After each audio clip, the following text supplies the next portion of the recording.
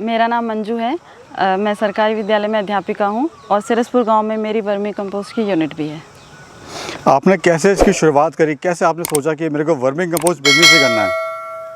Sir बस एक starting से दिमाग में था, एक जुनून था कि कुछ नेचर से जुड़ा हुआ काम करना है। तो इसलिए फिर मैंने ऑर्गेनिक खेती में भी रिसर्च की और वर्मी कंपोस्टिंग में भी की। तो मुझे लगा कि इसमें स्कोप भी ज़्यादा है और इसमें लागत भी कम है। तो कितने बेड से आपने वर्मी कंपोस्ट स्टार्ट करा था और आज आपके पास कितने बेड हैं? मैंने 35 बेड से स्टार्ट किया था सर, और आज लगभग 1 साल के बाद मेरे पास 200 बेड हैं। इसको करने के लिए मिनिमम कितने एरिया की ज़रूरत पड़ती है? सर आप आधे एकड़ से भी कर सकते हैं। 1 एकड़ में हम ऑन एन एवरेज 4 या 5 बीघा मानते हैं। तो जिसको छोटे स्केल पे करना है वो 2 बीघा 1 बीघा से भी कर सकता है। इसको कहाँ कहाँ पे कर सकते हैं? ओपन में कर सकते हैं, शेड में कर सकते हैं? बेस्ट मेथड कौन सा है इसको करने के लिए? सर मैंने ओपन में किया हुआ है, बस मेरा यही था उदाहरण प्रस्तुत करने का। वो एक तो मुझे लागत कम रखनी थी अपनी, तो मैं ओपन में कर रही हूँ। कोई चैलेंजेस नहीं है, कुछ नहीं है। बाकी शेड में भी लोग कर सकते हैं, लेकिन उससे आपकी लागत बढ़ जाएगी। अर्थवॉर्म किस रेशियो में डाला जाता है मैम इसमें? सर इसमें ऑन एन एवरेज अगर मैं कहूँ कि 30 फीट का एक बेड है तो पर फुट 1 kg वॉर्म्स हम मान के चलते हैं, तो 30 किलो केचुआ उसमें डलेगा। बेड की लंबाई चौड़ाई क्या होती है? सर लंबाई तो आप अपनी जगह के हिसाब से कम ज़्यादा रख सकते हैं, लेकिन चौड़ाई इसकी फ़िक्स है 4 फुट, क्योंकि इसमें हीट ना बने, प्रॉपर एयरेशन बनी रहे, इसलिए चौड़ाई इसकी फ़िक्स रखते हैं। एक बेड को तैयार करने का प्रोसेस क्या है? कैसे हमारा जो बेड है वो तैयार करते हैं? उसको पहले क्या करते हैं, फिर क्या करते हैं? डिटेल में बताइए मैम। हाँ जी, पहले हम समतल ज़मीन पे पन्ने बिछाते हैं, उसके चारों तरफ हमने ईंटें लगाई हैं। एक बेड में ऑन एवरेज 70 ईंटें लग जाती हैं। 30 फीट के एक बेड में ईंटें हमने लगाई हैं। फिर उसके ऊपर हमने 15 से 20 दिन जो पुराना ठंडा गोबर था, जिसमें से मीथेन गैस पूरी तरह से निकल चुकी है, पानी डाल के हमने उसको ठंडा कर लिया है। उस गोबर को हम उस पर डालते हैं, उसमें काट वगैरह मारते हैं। फिर उसके ऊपर हम 30 किलो केचुआ स्प्रेड करते हैं, उसको अच्छे से फैला के, क्योंकि ऐसे मौसम में केचुआ तुरंत कुछ सेकंड के अंदर ही अंदर चला जाता है वो, क्योंकि वो धूप बर्दाश्त नहीं कर सकता, तो वो रोशनी और धूप से दूर रहता है, तो अंदर अंधेरे में चला जाता है। तो उसके बाद हम उसको पुराल से ढक देते हैं, कहीं रोशनी नहीं जानी चाहिए, पुराल से हर तरफ से ढका होना चाहिए। उसके बाद हम उस पर पानी मार देते हैं, जिससे पुराल चिपक भी जाती है और बेड में मॉइस्चर भी बना रहता है। तो बेड की तैयारी कैसे करते हैं मैम? समतल करना पड़ता है ज़मीन को, वो बताइए एक बार। सर ये है कि आप ये देख लीजिए कि आपकी ज़मीन पे कहीं कोई गड्ढा तो नहीं है, कहीं कोई छोटे मोटे टीले, कोई पत्थर, कोई ऐसी चीज़ें तो नहीं है, शीशा वगैरह तो नहीं है। पहले वहाँ की सफाई कर लीजिए। छोटे छोटे जो गड्ढे हैं उनको आप मिट्टी से भर सकते हैं। तो उसका फ़ायदा ये होगा कि समतल ज़मीन अगर है, तो अगर जब आपका बेड लगा है समतल ज़मीन पर, तो उसके अंदर पानी इकट्ठा नहीं होगा, बरसात में पानी नहीं इकट्ठा होगा। हाँ जी, हाँ जी। गोबर कितना पुराना होना चाहिए? क्या 3 से 4 महीने पुराना या महीने भर पुराना गोबर इसमें इस्तेमाल कर सकते हैं क्या?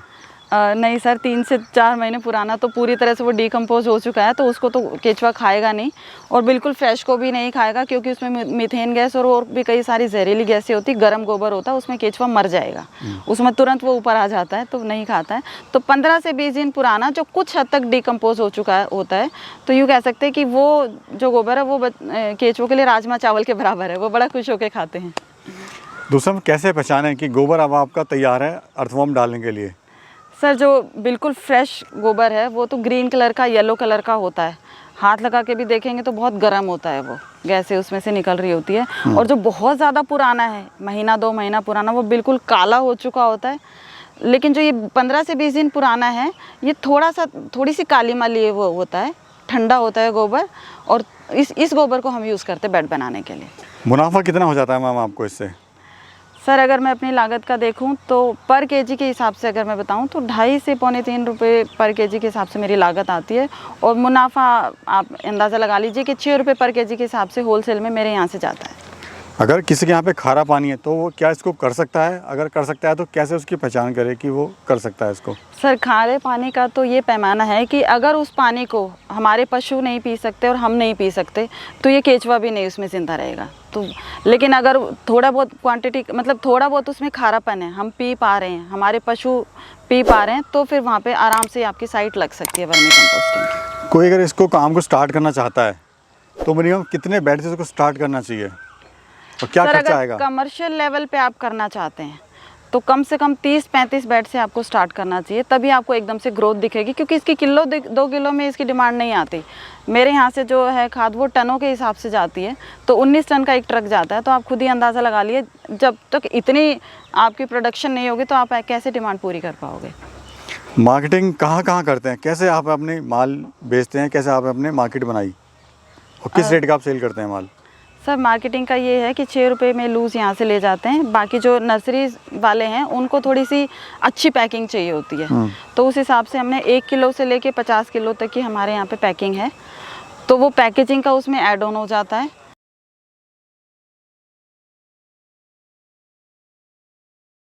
और फार्मर्स जो एक बार ले गए हैं वो फिर बार बार आए हैं, उनके साथ उनके और भी कई भाई बंधु आए हैं। बिजनेस कैसा है मैम ये वर्मी कंपोस्ट बिजनेस?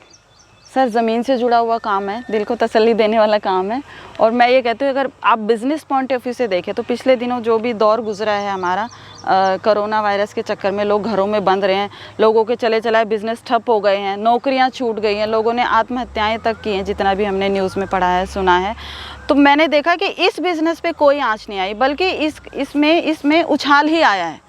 तो ये वर्मी कंपोस्टिंग करने वाले और ऑर्गेनिक खेती करने वाले लोग बड़े ही हैं, और इसकी डिमांड इतनी ज़्यादा बढ़ गई है कि अब हर किसी को ओरिजिनल खाना चाहिए, ऑर्गेनिक खाना चाहिए, और हर किसी को मुनाफे वाला काम चाहिए, जो कि कैसी भी तरह से दिया जाए वो ना घटेगा ना बंद होगा।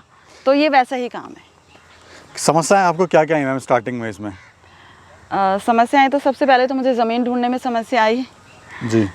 तो ज़मीन मिली, तो फिर थोड़ा सा ये था कि ऐसी जगह ज़मीन मिली जहाँ पे नहर है, तो बड़ी चोंच वाले बर्ड्स आके मेरा केचुआ ले जाते थे, तो उसका थोड़ा सा ध्यान रखना पड़ा, और बाकी ऐसा कुछ नहीं था। साथ में जब आपने वीडियो स्टार्ट करने से पहले बताया कि लोगों ने कहा कि भाई आप इतने पढ़े लिखे हो, कहाँ आप गोबर और उसमें वो काम कर रहे हो? हाँ हाँ, और दूसरा ये था कि जब मैं ज़मीन के लिए घूम रही थी तो लोगों ने पूछा कि आप इतने पढ़े लिखे हो कि आप गोबर का काम करोगे, आप खेती का काम करोगे, क्या होती है जैविक खेती, आप क्यों कर रहे हो ये?